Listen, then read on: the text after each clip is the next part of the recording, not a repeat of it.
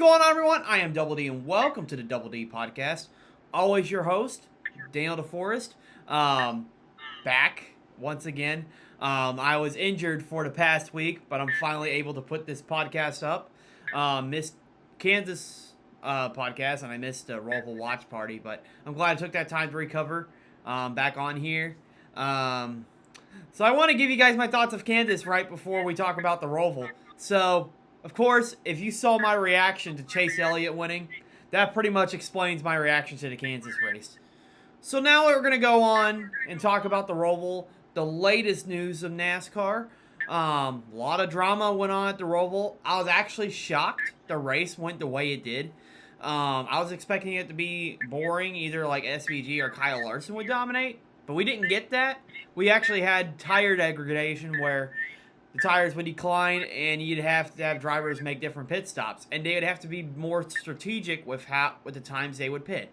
And that led to some really good racing and some controversial racing, and we'll get into it throughout this podcast. And here I have with me once again Jayder Nieves, back once again on the Double D Podcast.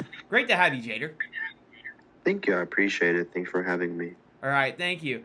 So, I want to ask your thoughts about the race at the Roval. Honestly, if I had to give my opinion, I'd say it was decent. I think it was better expectations than what I thought it was going to be. What were your thoughts about the race overall? Okay, so I didn't get to watch too much of the Roval. From what I saw, it was definitely an interesting Roval race. Like on lap one, we had Shane Van Gisbergen get a little bit swirly with Tyler Reddick. Going into turn number one, host of our gets to Kyle Busch. Kyle Busch breaks to toe link, I think it was. And a lot of chaos happened on lap one. And then what else happened during the race? Oh yes, Kyle Larson and Christopher Bell were surprisingly fighting well with Shane Van Gisbergen during green flags. Yeah. I mean, I wasn't really surprised about Kyle Larson and Bell because Larson dominated last year and Bell was the only road course winner besides SVG this year at COTA. So, yeah, you can rely on them being really good road course racers. But I think what made them really closer to SVG was a tire degradation. And if you were watching that entire race, SVG was struggling on his tires. In like the short run, he was calling his tires awful and he couldn't drive the car the way he wanted to. But once he got on the long run, he was able to make moves and make better lap time than some drivers on newer tires. So, It just shows you the skill SVG has around these road courses. But the race overall, like I said, I thought it's pretty good. Like I said, I think the tire program they brought for the road course was pretty good. I thought this was one of the better road courses we've had this year. It wasn't like, you wasn't really sure who was going to win until the very end. And SVG, you weren't sure if his tires were going to hold up till the very end either, although he had that 20-second gap. But it was interesting. Yes, it was. All right, so with SVG winning this weekend, that makes him he wins his 5th road course in a row, and also his 5th win this year as a rookie, most in NASCAR of all time by a rookie. And also he's only 2nd on the winning list on road courses, only behind Jeff Gordon, and he's only got to win 2 more races, and he's broken that record. It just shows you how good SVG's been in the Cup car as a rookie. Yeah, and he's adjusted really well to the Cup car. A lot of drivers who've been driving these cars for like the past 3 years, they have been really struggling with these cars on road courses. But it looks like Shane Van Gisbergen, with his talent that he brings from Supercross, from VA Supercars, it's like he's a natural at it. Yeah, I agree. And if you watch his footwork when he's like driving a car, he uses like the heel toe method. Yeah. Which a bunch of V8 pretty much all of them have to use like that type of method when they're driving. But he's the only one in the field that uses that, and it seems like to be a big advantage compared to the other drivers. If I was a driver in the Cup Series, I would definitely start using the heel toe method. Yeah. I mean, it's just insane, like how big of an advantage he has, and he's able to break later into the corners than all the other drivers. Yep. So, I mean, they used to do like they used to do his technique like back in the day, but of course, as you said, the cars have really changed, and driving styles also really changed. Yeah. Equipment is more equal now. Exactly. Okay, so yeah, I thought that was great. SVG won 5 times he's won this year. Just if I had to compare him to like the best rookies of all time, I don't think he's one of the best rookies. But he did make a significant accomplishment by winning 5 races. Um, but Yeah. just Jimmy Johnson, if you look like Jimmy Johnson back in like 2002, he was competing for the championship in the Weston points format. With Yes. SVG, he got eliminated in the first round. So Hmm. I don't think those two can be compared for rookie's No. sake. But Two different cars, two different generations. yeah, great effort by SVG though. He is improving on the ovals too. I want to discuss that. Last week he got a top 10, first top 10 on an oval, and he pretty much raced up there himself because he had a penalty on lap 1 and he was able to work his way through. I mean, he's going to be a threat next year if he keeps up this momentum. Yeah, I 100% agree on that. Yeah. So we got that going on. So not just okay, this episode's not just a Glaze SVG. There's more news that went on in NASCAR, but here we are. So of course, this was the elimination race to the round of 12. Hmm. Um, we had a lot of insane drama go on during this round. Like You last can week, say you that, had yeah. Bubba Wallace, Denny Hamlin. They all took each other out, and Elliott was able to win the race. And then that drama kind of went into this weekend, but it was different drivers that were involved. I'd like to mention Austin Cindric. Austin Cindric did not have a good race at all. I think he got it spun out a couple of times, and then he got his toe link broken in another accident. He just wasn't a threat all day long. Yeah, he was not. Yeah, and then Tyler And Reddick. and Oh, okay, go ahead. and I was just saying it's a bummer because it's funny because when Austin Cindric used to drive the 33 car, by the way, part time, he was actually doing outstanding with the Gen 6 cars, um, running road courses. And I know the cup I know the next gen cars are a bit different now, but I feel like as an Xfinity Series driver, if you were running that well and adapting well to a cup car, I feel like you should have been performing a lot better.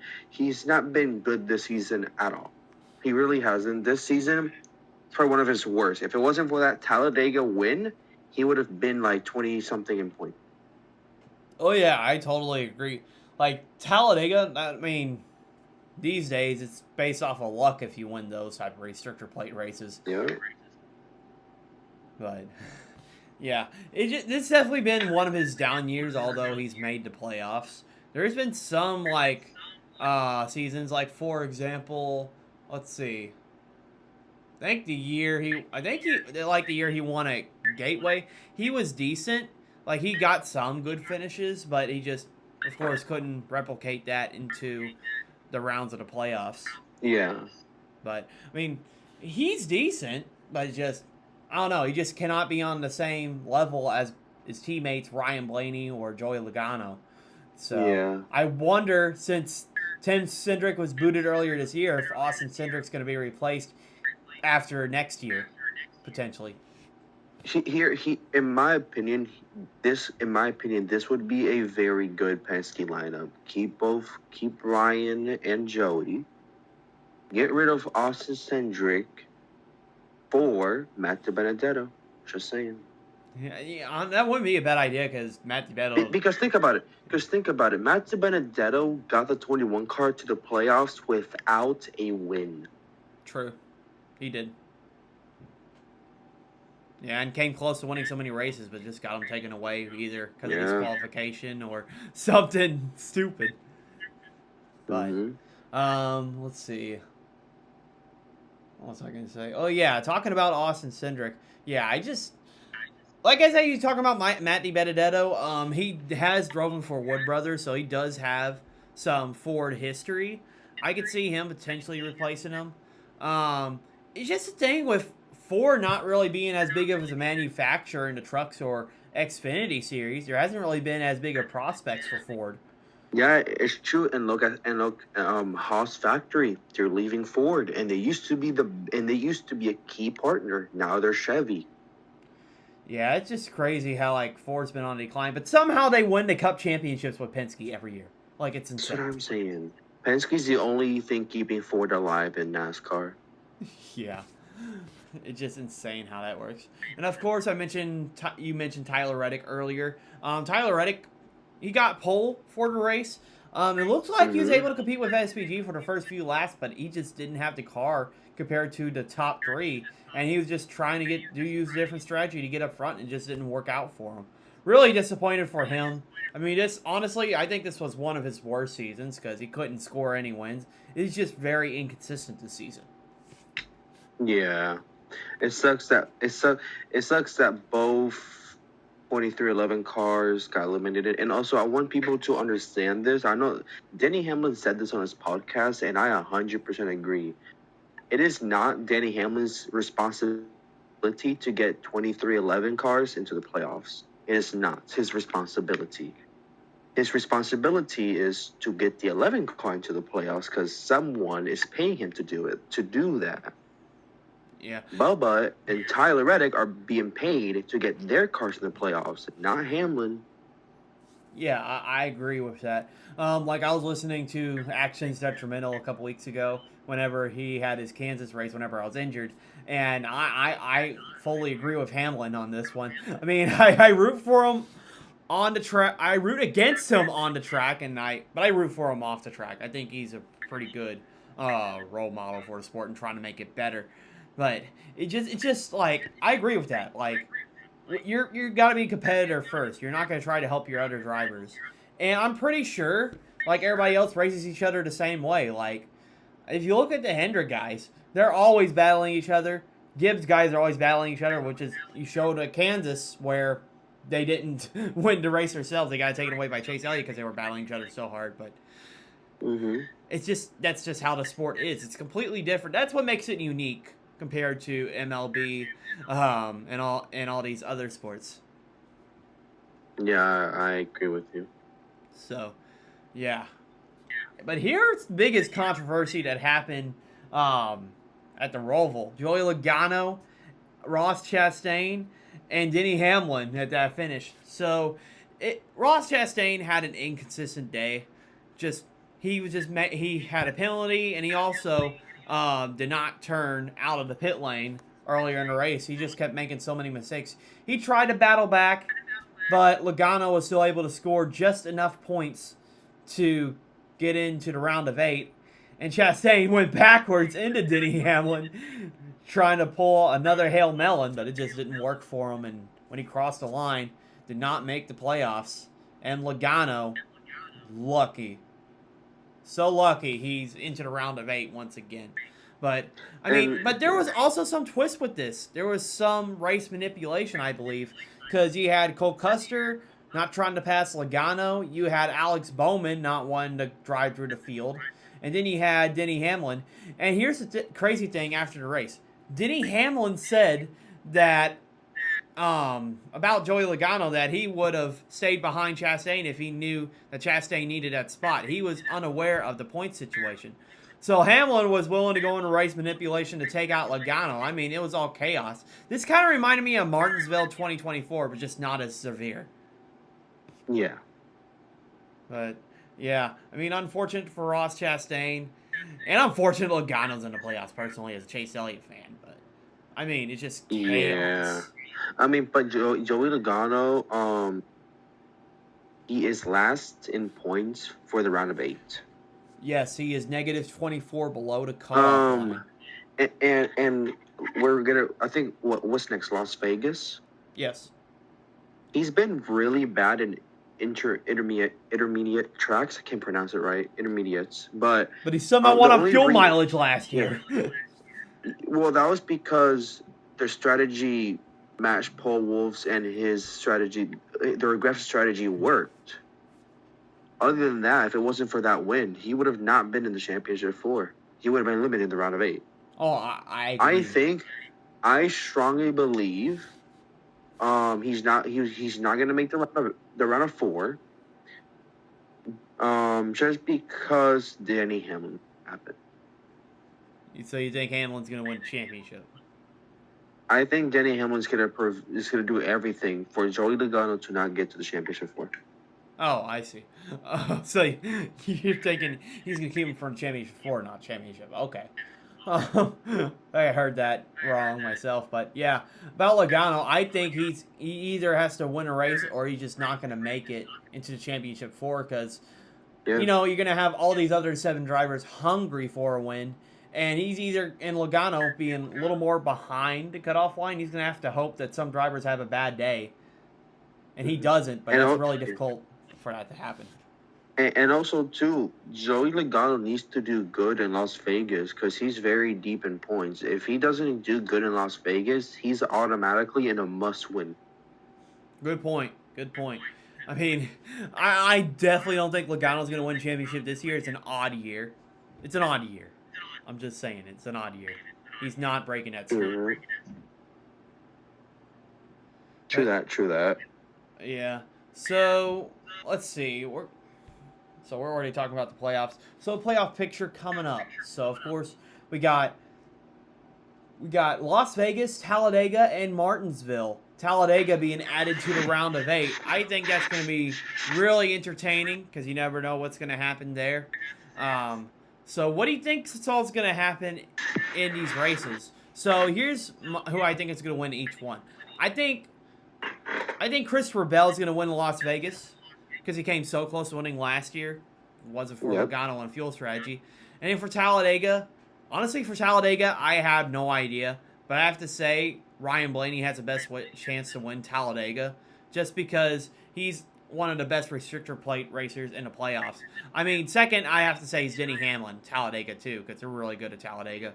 And then Martinsville. I have a feeling it's either going to come down to Blaney or Chase Briscoe in Martinsville. Yeah, I agree. So I have a feeling that that's going to happen, and I say I'm maybe saying Chase Briscoe, but remember Chase Briscoe's driving for a JGR, and he's strong. I mean, first round he was dominating where he was at Darlington, and he finished second at Gateway, and also he had a good finish at Bristol. Yes. He pretty much did what he needed to do to get through this round. He didn't look as strong, but he good enough to make it to the round of 8. But I have a feeling he could upset some of these drivers here. I think so for Talladega, I do agree with you that Ryan Blaney could win, but we could have a non-winner. That probably could happen where we don't where we get a non-playoff driver win the playoffs. Also, too, I just wanted to go back to Ross Chastain. Ross Chastain has been the most consistent Trackhouse car. The reason why I say this is because he was the only driver to make it past the round of 8. I mean, the round of 16. Yes, SVG has those wins on the road courses, but it's been Ross Chastain who's been more consistent with every type of track we go to. Yeah. So it sucks that he didn't. Me personally, I think he would have been eliminated in the round of 8, but I feel like he would have still made the round of 8. Yeah. But back to the events, back to the races. I think either Ryan Blaney or a non-playoff driver is going to win. For Martinsville, it could be between Hamlin and Briscoe. Yeah, I can see that Hamlin won in the spring. Yeah, like between Hamlin and Briscoe. And then for Phoenix, I did pick William Byron, but just looking at how things have been with Byron, even though he's been okay, I think I'm either going to pick... I have to pick a JGR car. Yeah. Because remember, Chase Briscoe won at Phoenix with worse equipment. That's true. He did. This reminds me. This season actually reminds me of 2019, where Toyotas were just really dominant and looked really strong. Yeah. I mean, I can definitely see potentially like 3 Gibbs cars making it to the Final Four. Once again. Yeah. I kid you not. I don't think I see. I honestly though, I don't know about William Byron. William Byron has a good points cushion. I think is he in the cut line? Is he in the championship four? Byron is Technically? +4 above the cutoff line in 4th. Bell is -4. I think William Byron does not make the final four. I think it's gonna be 3 JGR cars and 1 Hendrick and 1. I know this might sound weird, but and 1 Penske car. Yeah, I mean, I can see like Penske being really good at like some of these tracks coming up. It could be a Penske. Because Martinsville's Ryan Blaney on Martinsville is really good. So I think my championship picks for the final four is going to be Christopher Bell, Briscoe, and Hamlin, and then for the final one, it would be 1 Penske car, which would be Ryan Blaney. Yeah, I just hope somebody can beat Penske this year. But like, I think Chase Briscoe could win the championship. Yeah, but as your point with like William Byron, I mean William Byron's had that consistency. He just hasn't been able to win, which I thought he was gonna have good momentum because of the consistency he was showing after his win in Iowa. But then he just hasn't really. He's just been quiet during the playoffs. I mean, he hasn't done bad. Yeah. He's just been quiet. Mm-hmm. But I agree. I mean, he's really going to have to step it up if he's going to have to try to make it to the championship 4. Because, honestly, I can see any of these drivers potentially winning a race. I mean, that's how competitive this round of 8 is. I mean, all you got is pretty much Hendrick, Penske, and Joe Gibbs. You don't have any other teams. That is true. The most dominant team right now in the Cup Series is Joe Gibbs Racing. Agreed. Yeah. Like the biggest threat right now to the championship 4 is Chase Briscoe. Yeah, I agree. I mean, I can't argue against that. So, all right. So, I'm gonna ask something completely different. For the last question, who are your winners and losers from the Roval? Pick a couple of drivers who you think were winners from the Roval and losers from the Roval. Hold on. May I see the? Is it okay if I can look up the finish stuff? The finish. Sure. I can read you off the top 10 real quick. Okay, read me the So top I got 10. Kyle Larson, Christopher Bell. Wait. SVG, Kyle Larson, Christopher Bell, Chase Briscoe, Michael McDowell, Ryan Preece, Daniel Suarez, Chase Elliott, AJ Allmendinger, Tyler Reddick's the top 10. Ooh. Yeah. So okay, I'll start off with my winners and losers while you think about it. So my winner, of course, SVG. Getting 5 wins in his rookie season, and also being the second winningest driver on road courses, and just really improving on the ovals overall. Although that's not really related to this race, but it's really cool that he was able to do that well there. And I'd have to say another winner too. It's gonna hurt to say this, but Joey Logano. He did well enough to get enough points so he could make it. Struggling here at the Roval, he was somehow able to. I mean, he turned mediocre round into making it to the round of 8, and very rare drivers can do that. It's very rare for drivers to do that unless they win a race. But he was able to somehow do it. Unfortunately, my losers. I'm gonna have to say my losers. Bubba Wallace. Bubba Wallace. He just had a bad round.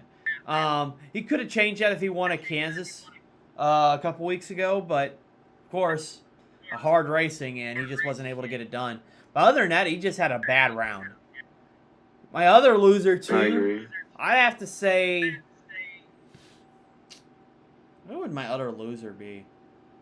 I'll say Ross Chastain. Why not Ross Chastain? Ross Chastain, because he had it in the bag at the Roval. Like, honestly, he was gonna make it to the next round, but he just kept making so many mistakes by going back to where Logano was, and that made him in that situation like where he was losing spots, and that honestly, that's how he lost to me. Yep. So I'll go then. I'll go right now. Right. My winners for the Roval, is going to be Michael McDowell, Chris Buescher, and Daniel Suarez. Michael McDowell, And Chris Buescher, and Daniel Suarez. That's not a bad list. yeah, it's just Daniel Suarez. He's good at road courses. Is he outstanding in them? No, because this season has been really poorly. Oh, I agree. Lost his ride too. He lost the ride that he lost he's out of a team that he started. It's just been a very upset season for Daniel Suarez, and I pick him as a winner in the Roval because I say winner in the Roval because he finished top 10 in the Roval, and that's good. He needed a good finish. Michael McDowell, he in my personal opinion, he's in worse equipment than he was last year. And he made it work and finished 5th at the Roval behind people of Christopher Bell, Larson, and SVG. Inspire equipment. Good point. Yes. And for did I have another one? What was my third winner? I think you had Chris Buescher, Chris McDowell, Buescher. and Chris Buescher, Daniel even Suarez. though Chris Buescher didn't make the playoffs, him finishing 4th is really good for him. It's a big step for him to becoming better at the road courses. Yeah. I'm proud of him for going up. Yeah, I think somebody you didn't mention too, Ryan Preece. He also got a top 10 as well. I mean, it just shows you how strong RFK is. And I bet they would have performed strong in the playoffs if only they would have got a win, but they didn't because there was a lot more other drivers with a win. In my opinion, all 3 RFK cars would have made it into the playoffs if it wasn't winning you're in. Yeah, good point. Because Buescher performed pretty well in regular season points.